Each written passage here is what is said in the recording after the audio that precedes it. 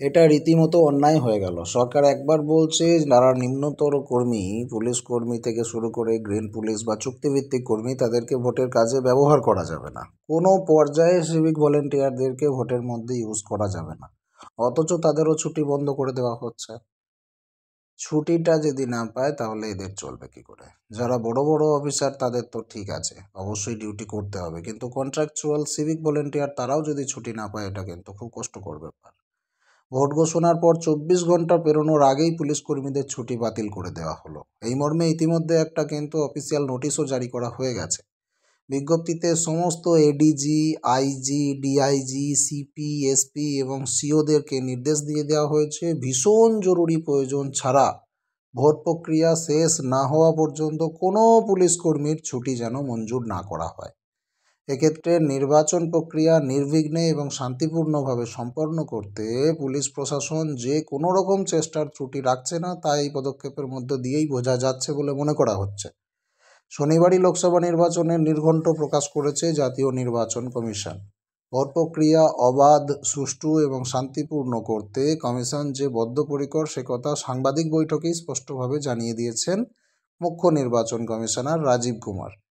কমিশনের তরফে স্পষ্ট জানিয়ে দেওয়া হয়েছে যে ভোট প্রক্রিয়া শান্তিপূর্ণভাবে করাতে অনেক বেশি কেন্দ্রীয় বাহিনী মোতায়েন করা হবে এবারে। এছাড়াও থাকবেন একাধিক পর্যবেক্ষক, যারা ভোটের দিনগুলোতে 24 ঘন্টা দায়িত্ব পালন করবেন। দেশ জুড়ে হতে চলেছে এই ভোট, আর দেশ জুড়ে হতে চলা এই লোকসভা নির্বাচনে কোথাও হিংসা বা রক্তক্ষয় বরদাস্ত হবে না বলেও স্পষ্ট জানিয়ে দিয়েছেন নির্বাচন কমিশনার রাজীব কুমার। পুলিশ কর্মীদের ছুটি বাতিল কমিশনের একটা বড় নির্দেশ। চুক্তিভিত্তিক কর্মীদেরকে ভোটের দায়িত্বে রাখা যাবে না, সিভিক ভলেন্টিয়ারদের ভোটের কোনো পর্যায়ে রাখা যাবে না, এমনকি লাইন সামলানোও যাবে না। এক জায়গায় 3 বছর ধরে কোনো পুলিশ অফিসার কাজ করছেন এমন ব্যক্তিদের ট্রান্সফারের যে বিধান কমিশনের নিয়মে রয়েছে, তা সমস্ত রাজ্যকে পালন করার কথাও সাফ জানিয়ে দিয়েছেন মুখ্য নির্বাচন কমিশনার রাজীব কুমার।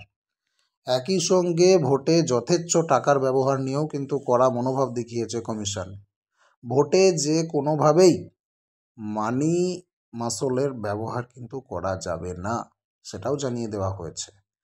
তবে বড় বড় অফিসারদেরকে নির্দেশ দেওয়া হয়েছে যাতে ছোট ছোট অফিসার বা অন্য কোনো রকম পুলিশ কর্মীর ছুটি মঞ্জুর না করা হয় যতক্ষণ না ভোট মিটে যাচ্ছে, এমনকি ভোটের গণনা পর্যন্ত মিটে যাচ্ছে।